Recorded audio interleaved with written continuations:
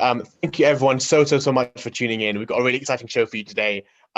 In terms of the audience participation segment, we're going to have loads of opportunity to answer any of your questions. So if you do have any questions, do put them in the chat right now. We're going to try and go through as many as we can on the stream today. So if you do have them, please put them in.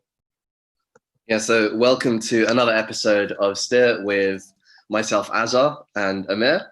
And yeah, let's meet our first guest.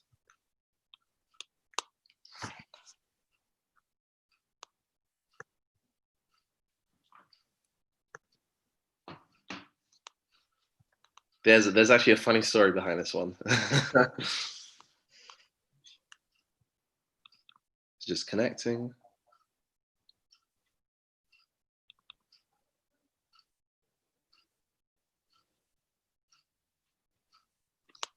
Ooh. Are we having any technical difficulties there? Or is it, are we all good? I don't think he wouldn't be able to tell you because he hasn't connected yet. All right. In the meantime, we've got a question from Daniel in the chat. LinkedIn networking. If I send a LinkedIn invitation with a note, can the person see the note before accepting the connection request? The answer is yes, you can, and that happens all the time. So yeah, I do get that, and yeah, that is the case. You only have about 300 characters though, so you want to be able to use them quite wisely. But yeah, that absolutely is the case. And that's like especially used when you're trying to get like connecting with people who are quite high profile or have like a lot of followers, for example. So you really want to get their attention. So that's like a really good technique for that specifically. And Amir, are you with us? Yeah, hey, I'm here. Awesome. Hello, how are you? Really good, really Thank good. you. So I just want to announce to everyone, right? We've got two Amir Hamzas on the call right now. Yeah. Hi, Amir. Hi, Amir. How are you doing? I'm good, Amir. How are you doing? I'm very well. I mean, oh man, you're really the first guy I ever saw with the same name as me. I've never met anyone with the same name. Same. I've never spoken to anyone with the same name, the exact same name as me either. I knew there was more of us out there. What? Come again? Sorry? I said come again. No, I was just saying, as soon as I saw your name, I was like, you definitely have to be the show because it's Steer with Azhar and Amir. Yeah. Anyway, Amir, I was just wondering, like, from your perspective, like, tell us a bit about yourself, what your goals are and how we might be able to help you today. So I am a senior year student. I'm going to graduate in a couple of weeks. This is my last semester. So I am studying accounting and finance. Other than that, I have worked in sales, Reckitt and Nestle. 8 weeks at Nestle, 12 weeks at Reckitt, and I am trying to break into consultancy, but so I'm working on that. So that's my career aspirations. Other than that, I'm probably going to move for a master's in a couple of years, maybe next year, because you know how the job market is right now. I know most of the people can't really find jobs, so it's like that. Other than that, I'm also working on a startup. I am a distributor for clothes. And I just started an online store like 2-3 days back on Instagram. So we're probably going to make a website and integrate it further. So did you want to talk through your CV or do you want to go through the startup? I want to talk through the CV. Then we can. What I want to ask you is like what's the right time to add your startup on your resume? Like do you add it like as soon as you begin or when it's making progress? So that's what I'm really curious about. Yeah, fab question. As let's get up the CV in terms of like if you've got a startup, and I know some people will have that. My personal thing is a couple of months in, as soon as you're getting traction, that's kind of when you can start kind of adding it. Alternatively, when you've done loads of things to organize, you've done a lot of work, or you've organized those different processes. Like maybe hired people, you've designed different systems, or you gained any sort of investment. That's an amazing time to put it on. Anything that can display and show that you've gained a large number of skills. That really communicate that, and there is some degree of achievement. Is like something to quantify. That's when I kind of put it on. All right, makes sense. Okay, so let's jump straight into the CV. Yeah. All right. Okay, so one thing that I thought about you specifically, Amir, is you've got a good amount of experience, right? You've worked at Reckitt and you've also worked at Nestle, which is great, and those things give you an advantage straight off the bat. However, well, one thing that I think you could work on here is specifically your quantification. So quantifying your achievements is really, really important, like especially in sales, but also Alright. in other CVs. So if we just run through, some of these paragraphs. So Alright. where we've mentioned numbers, so you say, helping push all key account compliance to 95% and above for smooth sales operations. So Yes. the first thing I'd say is from an employer who doesn't know what the scene was like in Reckitt, they'll find it very difficult to understand exactly what you did there. Okay. So what you might want to do is maybe like run a comparison between the year before. So you're like, I increased the number of key accounts within these sectors Alright. from this percent to this percent. And as a result of that, sales increased by this percent, or like revenue leakage was reduced by this percent. So that way Makes sense. they really understand the value that you added there. Okay. So, can I ask you? I had to ask you, how do you quantify projects which were not quantitative? Qualitative projects. As I worked at Nestle, I was doing projects related to consumer behavior. So they don't really make a difference before you make implementations. So how do you add quantification to suggestive roles, like where you just made suggestions? Great question. So some of them are quite difficult to quantify when, like I think a lot of interns specifically, they struggle with this because, they leave the firm and they're like, I have no idea how that did, right? Revenue wise or anything like that. And, a couple of numbers being like created here and there, right? So one of the ways within which you can use numbers is not just in the impact, but also in the magnitude of the deal itself. So for example, if I was a sales director and I was looking to hire you, for example, I kind of want to know the size of the accounts for which you analyze consumer behavior for. So you might go, I analyzed certain trends in consumer behavior for the implementation of these programs of accounts between this and this size, which led, and then talk about the impact, maybe like, and you did that to a head of department or something for an upcoming implementation plan. All right. So you always want to make sure that you go, can I quantify it? Number one, what was the value of what I'm doing? And a check that you can always do to make sure if you've done the right thing is it descriptive or is it valuable to the employer? All right. Any questions? Any thoughts? I guess this is good. So you tell me, like, you suggest me, how do I make this better? Yeah, Amir, sorry, go on. Yeah, sorry. So I want to pick up, your last line, kind of the Southern Gas Company, right? You learned and operated integrated Oracle systems to understand issues in billing, auditing, and taxation. When you ask yourself the first question of value, ask yourself, do you come across as a person who's just ticking the boxes, someone who's just good enough, or do you come across as someone who's going above and beyond? Because it sounds like you just sound like someone who just did their job. What I want to know is, why are you someone who is an excellent individual, right? Someone who really pushes the boundaries. And this doesn't necessarily tell me why you're someone who does that. I want to know, what does the average person do and what do you do, right? How did you go above that? And how did you, some way of showing that you were different? And that could be, your numbers, right? But that could also be the nature of the work you did, or the quality of the work. It could be the client feedback. Or it could be how big the project was, or it could be how many people you managed. Something to tell me that you're different, right? That's what I really want to know. And something that as an employer I can understand that isn't too technical, right? Because if I'm not in the industry, I'm not going to get it. But as a general framework, that's what we kind of mean by value, if that's what makes sense. Okay. So what you're suggesting is whatever you add on your resume, it should show off the impact or what value you added to the thing. 100%. Like, to follow up on that, this is something that I say all the time. And everyone at home, like, this is a question you should ask yourself when you're going through the CV. Imagine that you were the employer, right? And you've got 200 applications. I want you to imagine that you're reading through each line. Would that line impress that employer, right?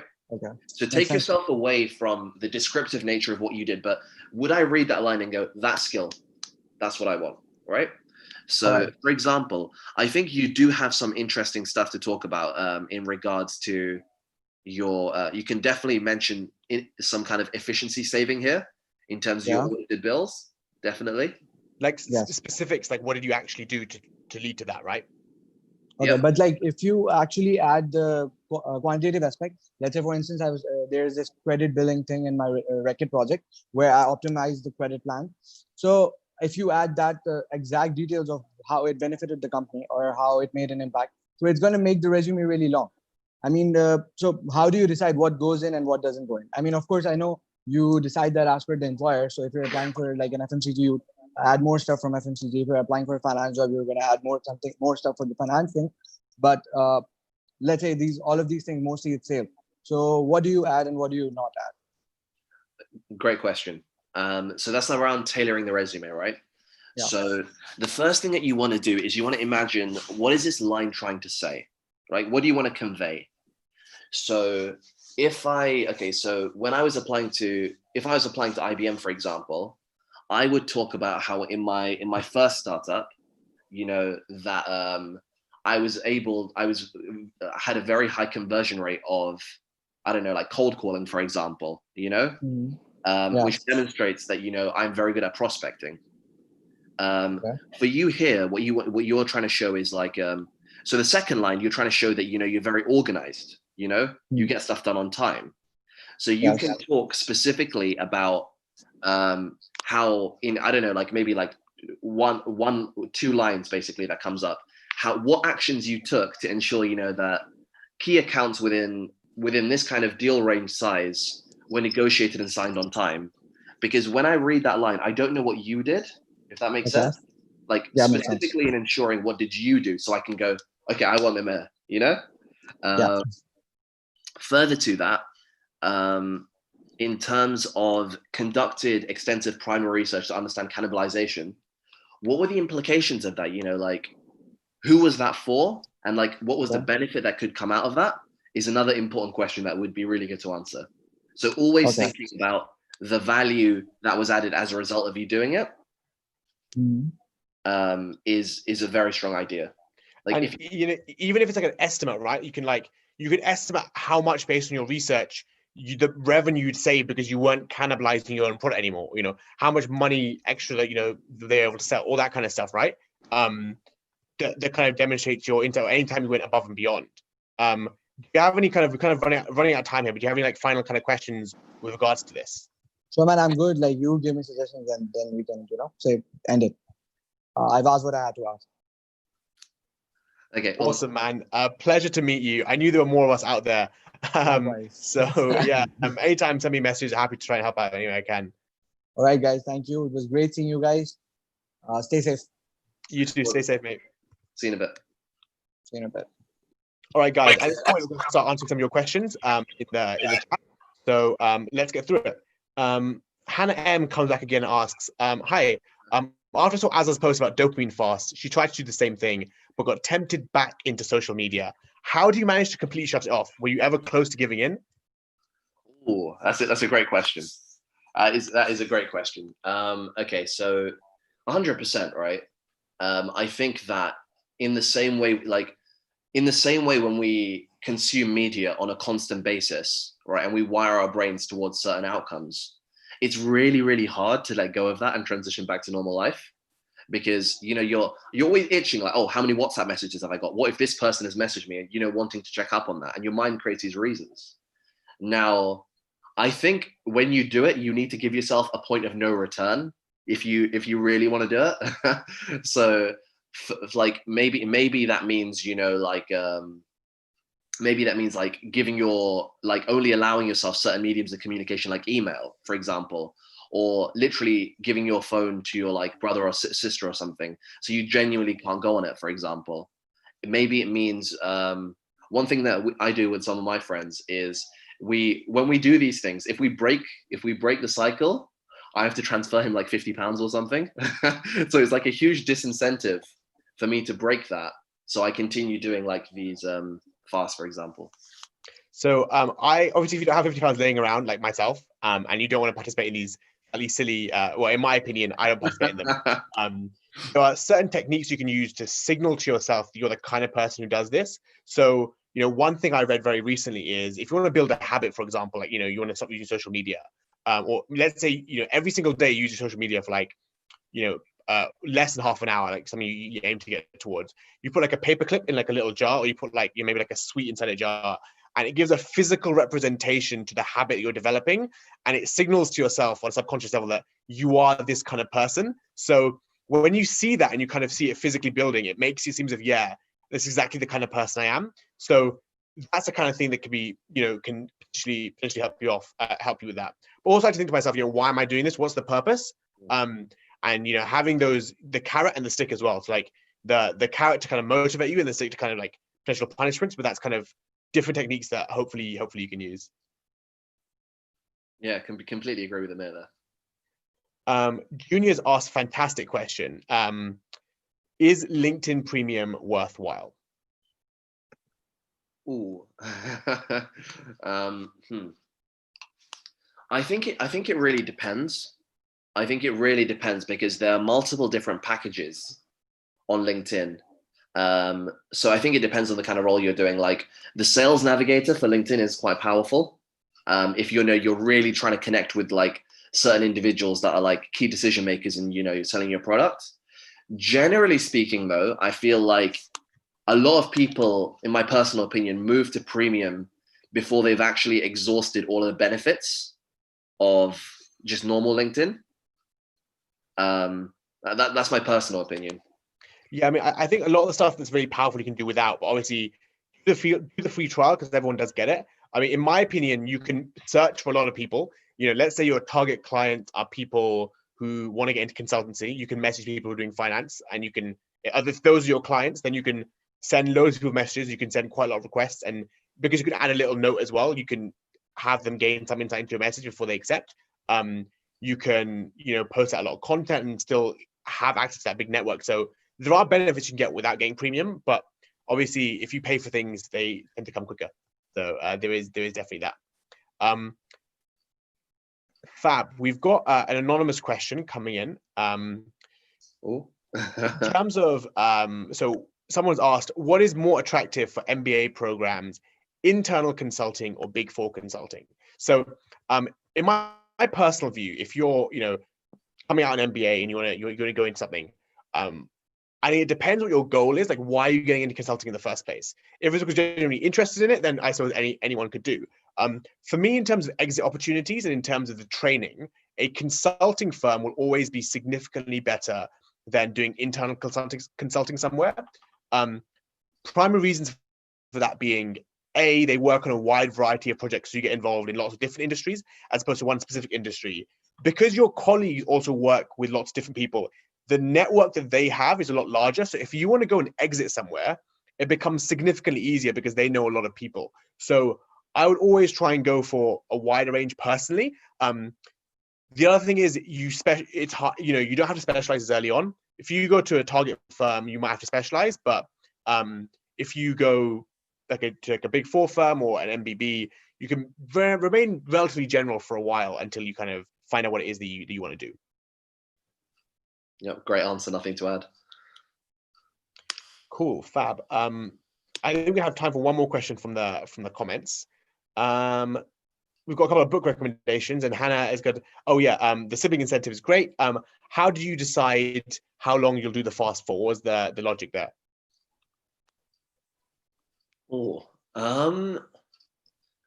To be completely honest, the logic was like, it could have been any amount of time. It was more that I wanted to have a sufficiently long break so that I felt that I had time to make lasting change. And I felt as if, that if I did it kind of like for a week or something, I wouldn't really feel like the withdrawal symptoms of not having access to my social media and all that kind of thing. Another person who did this, actually, he did it for, I think, 3 weeks or 4 weeks, was Marcel Hedman. So shout out to him. And, it really does give you a certain amount of time to reflect on your current perspective on life, and your thoughts outside of, the rat race and, constantly trying to churn stuff out.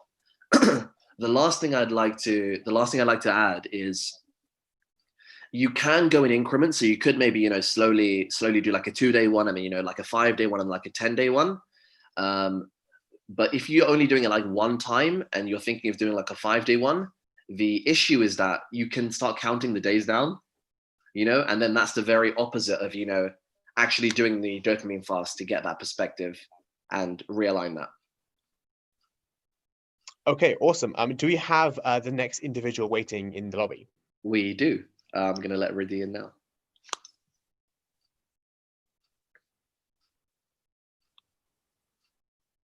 Just coming in. Great. There'll be more chances to answer questions. If you do have more or I haven't answered yours, we'll get around to them. But do pop them straight into the chat if anything's kind of come to your mind. Hey, Riddhi, how are you? Nice to meet you. Yeah, I think you've been following us from like the very beginning. So. Yeah. I've been. It's so nice to see you. Yeah. Oh, thank you. Yeah, it's a pleasure to meet you. How are you? Really good, to be honest. Like we always enjoy steer. We always enjoy steer and like, meeting everyone, like hearing about their goals and stuff. So this is always just exciting for us. It's been really good to see you start, and it's really inspiring. So yeah, keep going. Oh, thank you. Thank you, Riddhi. So what can we do for you today? Like how might we be able to help? I have a very basic question. One is like during this lockdown, people have been exploring a lot of new skills.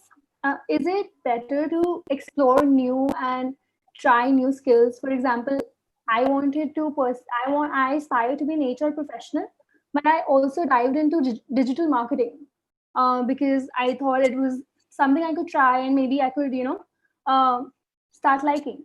Or is it better to is it better to dive deeper into your existing skills and enhance them, So what is better, and to what limit is it better to explore new skills? Great question. I want to answer in 3 different ways here. The first is like what your goals are. What do you care about? What do you want to achieve? That should inform some what you do. Secondly, how quickly do you learn? Like, in other words, what is the marginal value out of your time? So what I mean there is, if I spend an hour doing something, how much more value am I going to get out of that? It's possible that, I'm really good at something. So actually, I've already spent 100 hours on it. So that extra hour is not going to do too much. But in my first 10 hours of digital marketing, I could learn so much.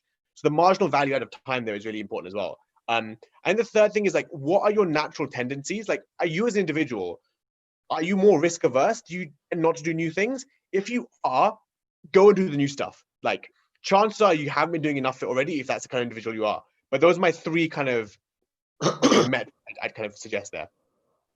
Great, thank you. Another question I had, it's related to LinkedIn only, which is how do we decide what to post initially? Like if you're a beginner, because there are going to be a lot of thoughts. You cannot decide on one niche. Should you decide priorly, or should you experiment or something? How should it be? I love this question. I'm sure Amir will also have loads of thoughts. But for me, it's all about experimentation. On 2 ways, right? Because I think it's always good to see what people like. It's always good to see what value am I providing. You post something, that's the best way for you to know, is this helping people? Is it making a difference? And one of the reasons I love doing steer is I get to talk to people to find out their real questions of people who, follow me. So that in turn, some of your questions today might be inspiration for a new post of mine, Sure. So think about the target person that you're trying to help, or the kind of group of people you're trying to help, and think about the problems that they might be facing. Okay. Additionally, I personally post whatever I feel like posting. Like if it's something that is personal to me, it might be a personal story. It might be like some advice I received that's really good. It might be my perspective, or it might be some help. I'll post it generally, because this is something Gary Vee said. He's like, too many people are focused on trying to become really big on social media, as opposed to thinking about what they want to be known for on social media. And it's better to have a small following of people, you're really helping, than a big following of people that, don't really care about the value you provide. Amir? Yeah, I think it depends what your goals are. So like if you want to, again, it always comes down to what your goals are. If you want to grow massively and that's your only thing, then I'd say, look at what your audience is doing, or if trying to sell something, see what kind of target individuals you may want to go to. The other thing I think is see what you love and you enjoy. You're a human being that has passions, that loves certain things, that has things that other people enjoy as well. And sharing those experiences and what you think about them will deliver value to people. And if that's what you want to go for, that's your niche, then go for it. If you don't know where to start, post about things that you love is what I'd say. Because your passion will come through, and then you'd really, people would like that, and it's genuine and it's human, and that will sell essentially. So that's one technique I'd use. Thanks, that makes sense. Another question which really struck me during this conversation only, like, is it okay to share, like, how do we share personal stories without it being really sympathetic or something, without, gaining, looking like you seeming to gain some sympathy or something? Do you get it? Yes, I see what you mean. The way that I personally approach that is all of my stories have like a takeaway at the end of it. They don't end abruptly. It's kind of like there's a thing with, oh, this is what I've learned and this is what I recommend, or based on my experience, this is what I'd love to tell the world. Like, it's not like, oh, feel sorry for me. The thing is, I've had this experience and this is how I think this can help you, or this is what I think this means, or I believe people should do X because of the experience that I've had, if that kind of makes sense. That's how I approach the thing. I don't know, Azhar, if you disagree. No, I completely agree. And I think if anything, those kind of posts where people are uncomfortable sometimes to share them, they can be the voice of a lot of people, who are also in that position. So you can make your message quite uplifting at the end, in the fact that, it is a voice of loads of people, and like, you really suggest that they do X that might help, or how you got over it, or you moved from it. So yeah, I don't think the sympathy will be an issue. Thanks. That really makes a lot of sense. And before going to I'd like you to review my LinkedIn profile. Before that, I'd just like to ask, like, what really makes your LinkedIn profile attractive? The posts? I mean, how do you, is it the post or the profile? I mean, a post obviously is a part of the profile, but for example, you've not interned a lot, but you're engaging a lot on LinkedIn. So is it like, I don't know, what is better and what should you focus on? Is this for getting jobs, or is this for growing your audience? No, only LinkedIn for growing your audience. Yeah. Okay. Okay, I'll take this one. To be honest with you, I think it's both, but for me, it's always going to be content. You can have not the best profile, as long as it's not awful. The thing is, there are other people who resonate with you as an individual. Sure, having a big name on your thing, that helps. I'm not gonna lie, it does help, but it doesn't mean it's not impossible to do otherwise, because you can resonate with other people who are in a similar position to you, and they will love those genuine human stories that are essentially rehashings to some degree of their lives as well. Okay, I understand. It goes hand in hand, actually. Yeah. Okay. I don't know if Azhar, you want to add anything to that. Yeah, to be honest, like, I think the best differentiation is the content, right? Because at the end of the day, there are many, many great people who all, have great scores and have experience at, top firms. What differentiates them for me is personality. And in a time now where employers like to, have a look you up to see what you're about. If I'm an employer and I see some content you're posting about some startup that you've done or some personal project and how it's grown, and I see that getting interaction, I see people, that means a lot to me, because I'm like, I know what this person's kind of like. And I have this image, and I know that I like to work with you in a team and that kind of thing. And I think people love to work with people that they like. So that's why I think the content is so important. We've got a minute left. Is there anything final you want to add, or anything you want to say? No, that's it. All right, awesome. Yeah, it was an absolute pleasure to finally meet you, because I know I know really been in touch and will remain in touch. That's really great, and keep up with this good job you're doing. Stay safe. Bye. Take care. All right. See you soon, really. Bye. Bye. Awesome. Azhar, is Monique waiting? Already in. Oh, fantastic.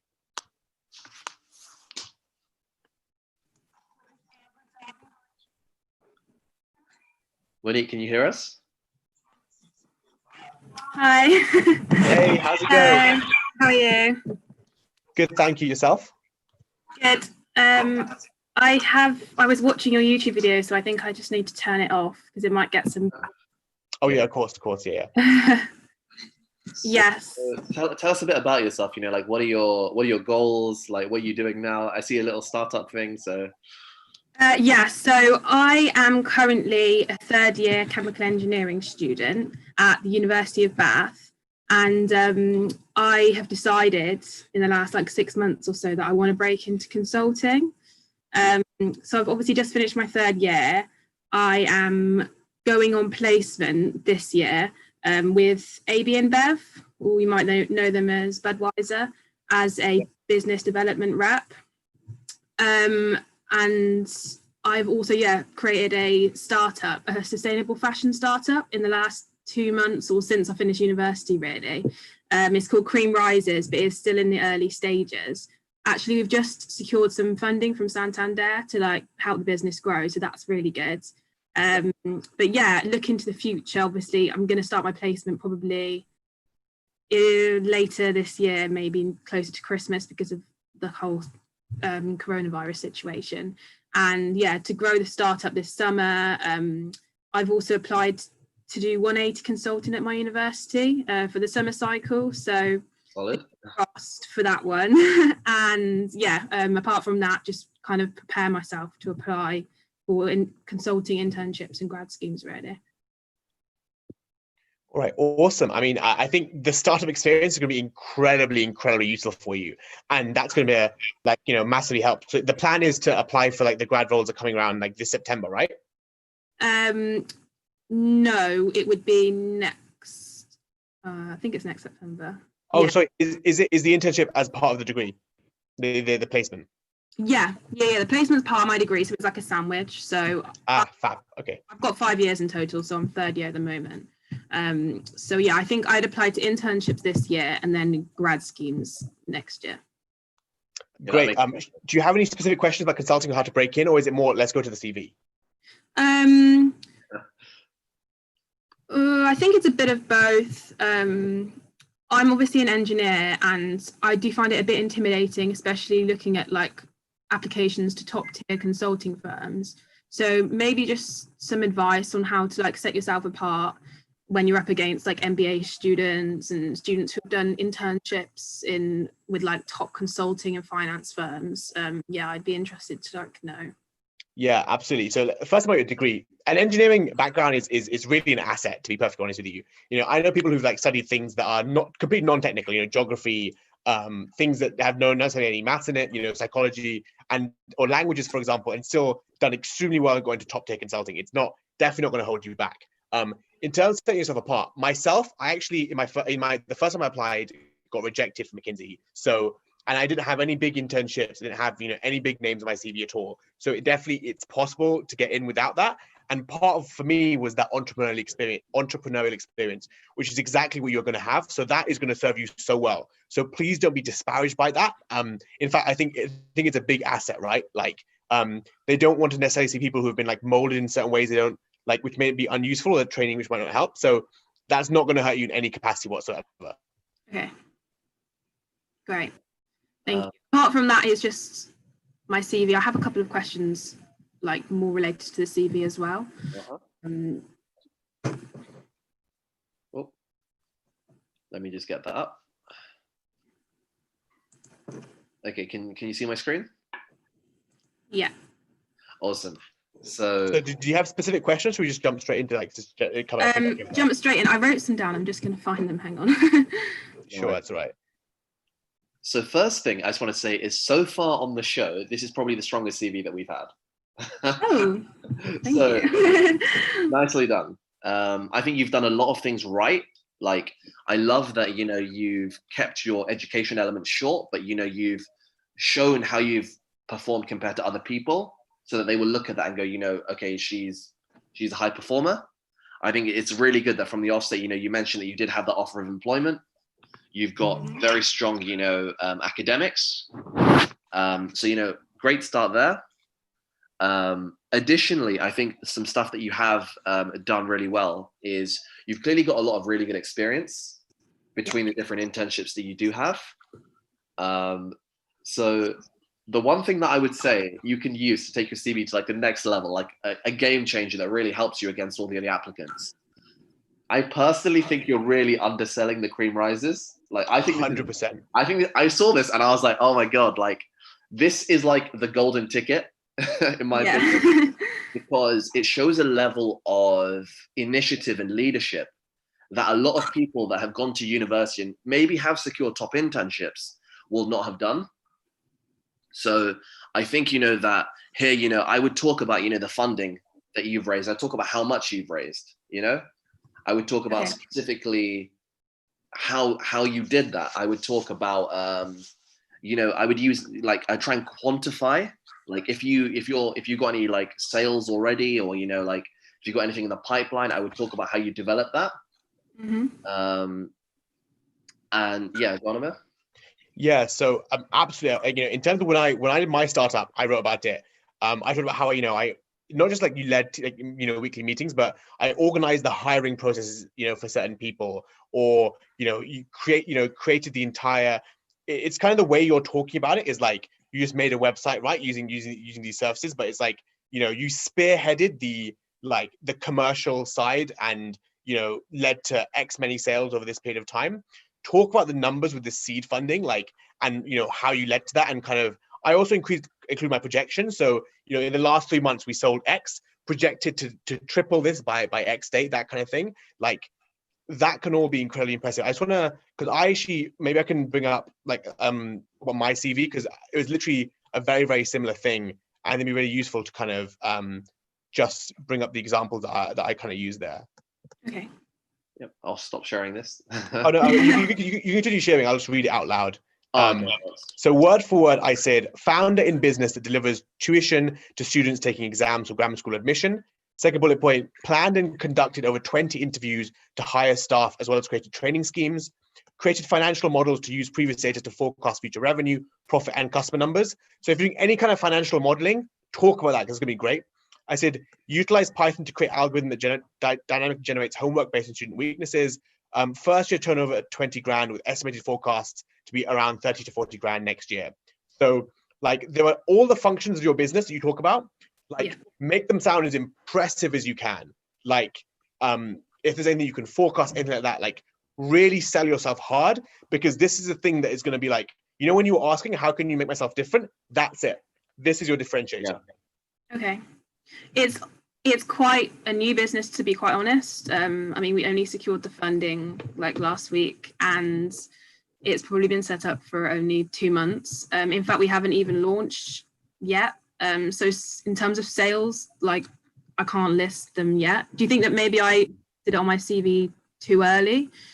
No. What I'd say is, look at if you have any pre-signups, if you have people an email list, 50 people said, oh, I'm interested, which therefore gives an estimated revenue of X, some way of showing, okay, there are numbers here, just quantify it for me, do the work for me.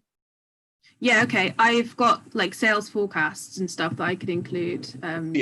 Exactly. Yeah, alongside with the seed funding amount. So yeah, that's definitely the point. Yeah, that's going to be great. And talk about that process, right? Because you went through a process of pitching to get that funding, an extremely competitive process, right? There's so much you can say there about how many teams you beat out, how you pitched, how you had to organize the team to do all of that. There's a lot in there that you need to explore and think, oh, really? I did a lot, because I know the Santander competition. I know it's not easy. So the fact that you guys did that is extremely impressive. And I'm sure there's stuff in there that really sells you. Yeah, completely. When I'm writing my CV, I'm conscious not to over describe or put too much information in, which is probably why I left a lot of information out. But yeah, I'll be sure to look into that and see if I can make it sound a bit better. If it's selling yourself, if it sounds impressive, keep it in. If it's purely descriptive, then potentially leave it out. Yeah. Okay. So, for example, with the first line in the CV where you talk about the weekly team meetings, that's more descriptive. So I would 100% if you're struggling for space and you want to keep it on a page, 100% prioritize talking about the sign up, the pre-signups, for example, or going a bit further in regards to how competitive the process was for the funding, the financial forecast, all of that kind of stuff. Can I pick up on a few other things here? Other stuff talking about increasing club enrollment of 50%. Great. It'd be useful to know from what to what. You really need to highlight some additional leadership skills here. The startup is one amazing leadership skill, but if there's anything else that you can be leadership in, the trampoline club is really good. If you're coaching, like highlighting that, like your trampolining, because I actually also do trampolining for a little bit, which is Did you? interesting. There's a lot of similarities there. So yeah, the coaching, anything like that, if you organize, you led, that kind of stuff is going to be really, really powerful. Like, you know, whether it's competitions or something like that, or you the Python, this is really powerful. Actually, I was super impressed when I read this, but again, you're not necessarily selling yourself. How many people did you beat? How big was the competition? All that kind of thing. Yeah.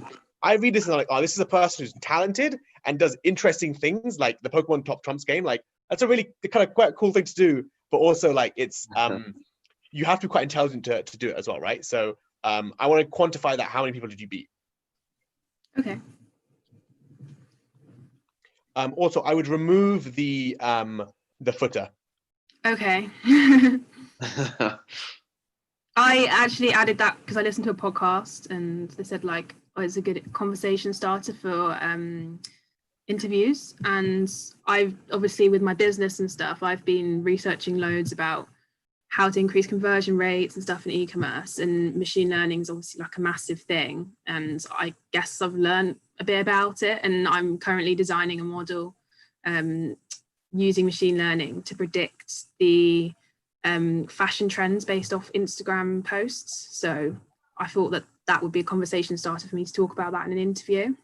That's amazing. That is a fantastic conversation. First of all, amazing.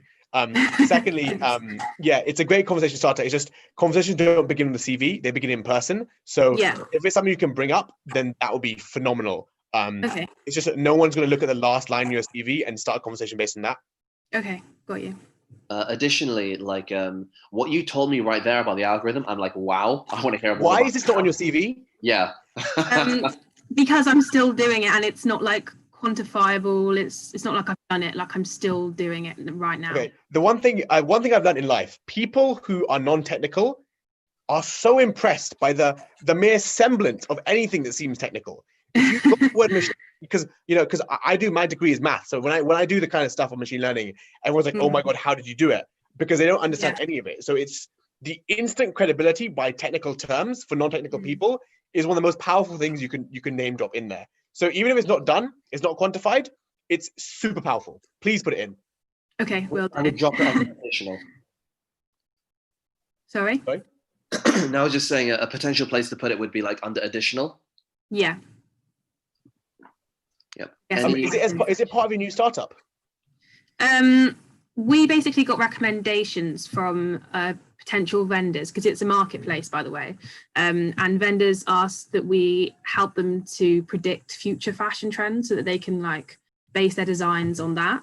And I started looking into it and realized that you could use like image detection with machine learning to basically like scrape all of Instagram and look at increases or decreases in certain clothing attributes. That's genius. Why is that not on there? Like, I want to know. You know how I talk about the algorithm? Yeah. You need to be talking about your algorithm as well, because it's like, wow, she's not just a startup leader. She's not just one funding. She's got proprietary technology, which is powering her to, and she programmed it herself. Like, I can't explain to you how impressive that sounds. So please, do that. Okay, yeah, I'll put it in. Awesome. I don't know if you had any like further questions or anything to kind of pick up on. So I'm going to be applying to internships this September. So I'm planning to finish my placement next year and then just go straight into an internship. And I was just wondering what you would recommend that I apply to, because I'm also open to finance and also startup. And my end goal, I think, really is consulting, like a top tier consulting firm. But do you think that maybe it'd be more valuable for me to look at finance or startups, or just look at a consulting internship? So I was in a similar position to you. So here's what I did. I made a big spreadsheet of all my internships I wanted to apply to, and then made a note of the ones that were rolling basis, the ones I had to apply to early, and made sure I got those in like definitely very early. And I also made sure I got in all my consulting ones that I really, really wanted. I made sure I kind of nailed those. So my focus would be try and get them in, the ones you want, as early as possible. Like that's really the biggest thing, and apply to as many of the consulting ones as you can. And on top of that, get into the finance ones early. The other thing is I kind of prioritize as well. Like Some of them will be like a really easy application, just like a CV. Others will be like kind of longer, like kind of quite lengthy ones. Often, if you apply to boutique firms, like it just has backups, they can be quite short and can just be a CV. So that kind of thing, if you do more searching, can be really useful. Okay. And did you do your internship in just straight consulting? Yeah. Yeah. Okay. Got you. I think we've got a couple of minutes remaining, so I think like one or two remaining questions there. How did you prepare for your consulting interview? Great question. If anyone's wondering, I've got like my separate like voice note on this, like that goes into a lot of detail. But on a very basic level, I did the basic due diligence. I like looked online, looked at your classic case in point, all those kind of materials. Following that, I met because I know a lot of consulting firms do tours of UK. They advertise it quite poorly, but try and meet some consultants and just speak with them, ask them to clarify the process, break the myths by speaking to the individuals because they do tour UK unis. Get a case study buddy, practice with them, make sure you get at least a minimum 5 cases to practice, just so you iron out like any like mistakes you might have. Because it's just about like getting them through, because you'll just make them naturally, and just a little bit of practice can really go far. And then I'd say look at some of the tips I have specifically, because they're, you kind of pick them up along the way, but I wouldn't take any of the resources on the internet as gospel. I'd use them, but use my own brain and have my own approach. Like a lot of them have like frameworks and like specific ways to approach things, but I personally never use those. I took them and took ideas from them, but I augmented it. Your experience with your startup is really going to help you. Like, it's just going to make you smarter and more switched on. So yeah, 100%. Those are like the basics, but let me send you that stuff like on top of that afterwards. Great, thanks. And what was your mindset like going into the interviews? Like, were you kind of thinking, I'm definitely going to get this, or were you quite intimidated and really nervous? I was pretty intimidated. I really wanted it. It was my number one choice, and I was very nervous. But was hyper aware of how I was coming across, and tried to at least seem as relaxed as possible, and like compose my body language to like, speak slower and kind of make that eye contact. And I was very aware of like the impression I was giving versus how I was feeling. But yeah, it was quite nerve-wracking, but I suppose that kind of happens in interviews, and you've kind of got, your practice and how used to it you are, and kind of trusting that you're smart and that you know what you're talking about, and really backing yourself. Like, that's one big thing. Confidence in consulting interviews is big, because when you go into them, like, even if you have no idea what the hell you're saying, just say it confidently, please, because like unless it's like complete BS, like if it's plausible, say it with confidence, because they want to know they can put you in front of a client. Like, the reason why they hire consultants, because the people there don't really know what's going on. That's why they bring in the consultants in the first place. So you need to at least seem like you've got a good way of going about things. So confidence to be able to hold a room is super key. Yeah, exactly. I think just thinking about it makes me nervous right now, but with loads of practice, I guess, and if I get a case study buddy, then I'll feel more confident going into like applications next year. Oh, the other thing. Oh, my bad. One thing I wanted to add is, mindset-wise, the way to get around the fear is to trust the process.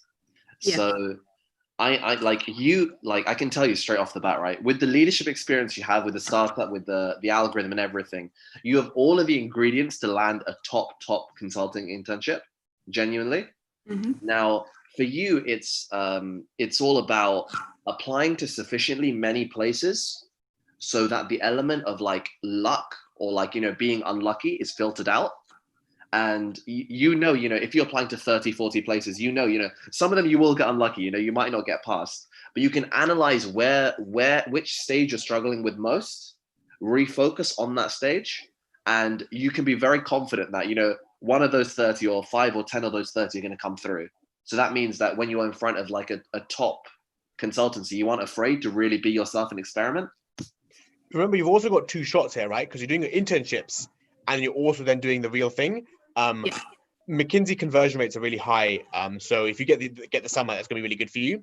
So that's kind of my big recommendation. You have 2 shots. You can apply to loads of them.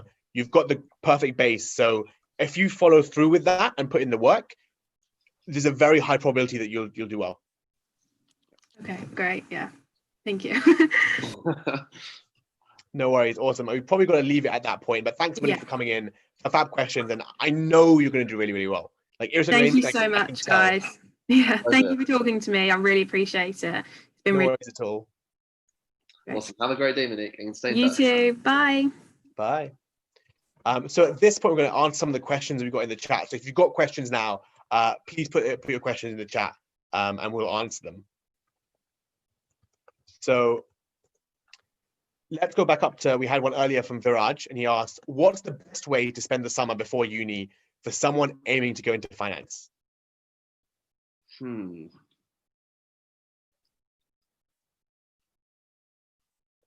me, it would be, personally, it would be to launch some form of personal project, actually. Like just in my first year of university, that's when I started my first startup, also with Amir, actually. And the learning curve that gave me in terms of understanding business, what was going right and wrong, gave me a huge advantage for when I was applying to internships, and how I came across, in interviews later on, for example, how easy it was for me to get committee positions later on within my first year. And additionally, it looks really good on your CV and is a very strong differentiator, whether that be like a personal project that you go into, or whether it is a startup, from someone who is exactly the same grade-wise as you. So that would probably be my recommendation. I'm just going to echo your words there, as I completely agree with you. Like, I think personal projects are 100% the way to go, whether that's a startup, whether that's like a personal branding thing, whether that's, just something you're passionate about, or like maybe just like a random blog. It develops so many skills about you, and you learn loads of things that you didn't know you were capable of. And it's the best way to learn, by doing practical things. Even if you say my goal is to learn programming, I would recommend that by learning a specific project, right? Like by having a tangible goal and outcome that you can work towards. It keeps you motivated when things get kind of difficult. The next question we've got right now is from Alisha, which was, what are the initial steps one should take to move from a unique idea to a B2B startup? Ooh. So how to go from the idea to the sales, is that right? I think so. I think it's asking about like generally scaling up a startup from the idea stage to kind of selling, I suppose. So a couple of quick thoughts here, and Amir, definitely add your own here. I will. So when you first have the idea, you always want to think of it in terms of what is the value of the idea. So what is the problem that your idea is solving? Because often some of the biggest businesses that exist now solve real issues. Now, if you've been able to identify a real issue that an organization is having, you might want to think about, how does your problem how is your solution or your idea uniquely positioned to tackle that problem? How might that company pay for your solution? Like, would it be like a subscription fee? Would it be a one-off fee? What kind of pricing would you be charging? Like, is it a tiering system? Like, having these thoughts, and also like looking at what the competitors are doing. Like, generally speaking, there might be something out there that isn't your idea, but is similar. So looking at exactly what they're doing in terms of how they're working with your target market is a really good source of inspiration for how you can move from your idea to scaling up. Yeah, I think specifically with B2B, the one thing I'd say is it's really important to know how you're going to get your clients, like where you're going to get your leads from. B2B is high ticket items, like, businesses will pay premiums for things, but the thing is, how do you get to those individuals in the first place? How do you market to them? So those channels, those sales channels are going to be like distribution channels are going to be extremely important. The other thing is, a lot of people talk about, building an MVP, which is really important to build a minimal viable product that gives you idea. But you don't want to build something which is called a burnt pizza. So there's this tension within startup, like kind of, I don't know, theories, right? That you want to build the minimal viable product that exists that can test your hypotheses. And that's really important. You don't want to be bloated, you want to be lean. You want to use the minimal resources possible to be able to test your key hypotheses. Now, equally though, if I came to you and I was like, okay, guys, it's a great idea. It's called pizza. It's brilliant. You're going to love it. It's going to be sold in every country in the world. It'd be millions in America. And I made a minimal viable product of pizza, but the pizza was so minimal, the pizza came out burnt. The problem there would be that you would tell me, my research would say no one wants pizza, but in fact, it's because my minimal viable product of pizza is just not good enough. Identify what needs to be done to like simultaneously test your hypotheses, but also convey the value to the customer. If really and truly your value prop needs 5 different working parts in order to deliver the value to the business you're serving, then you have to make sure your MVP contains all of that. So build that MVP, know the distribution channels, have a lot of thoughts about the idea in the market, and make sure the market size is large. And then spend 7 days doing it, and then start building. Start building as soon as possible. Is my biggest advice. Go out there and build something. Do it right now. The longer you dilly-dally, the more it's never going to happen. And then you get traction. It's going really well. It's even if your idea is a bit shit, like it is production right now, investors will pick up on it and be like, yo, this is growing incredibly quickly. Let me invest in it. Your traction will often speak for itself, even though it's a process. But that I'd say is absolutely key. Yeah, and I think the other advantage of starting right now is like when I first started the most recent startup that Amir and I are working on, when we worked on it together, a lot of it has actually changed since we first started through the process of like iterating and identifying, customer feedback, and like the market research. So it's a like active market research. So it's really important to move from strategizing to really testing in the real world when you move from the idea to an actual, MVP of some sort. So I completely agree. Useful books here. Lean Startup by Eric Ries. Running Lean, the series by Ash Moria. There are loads of the Running Lean series. It's really, really useful. 0 to 1 by Peter Thiel. Again, incredible. And again, they take different viewpoints. I think, interesting reads there. Running Lean is super practical and will be your practical guide. But there are different philosophies that you can take about it. But those are kind of books I recommend in case you're looking for those. And I think we got time for one last question, man. Okay, I'm just going to look through.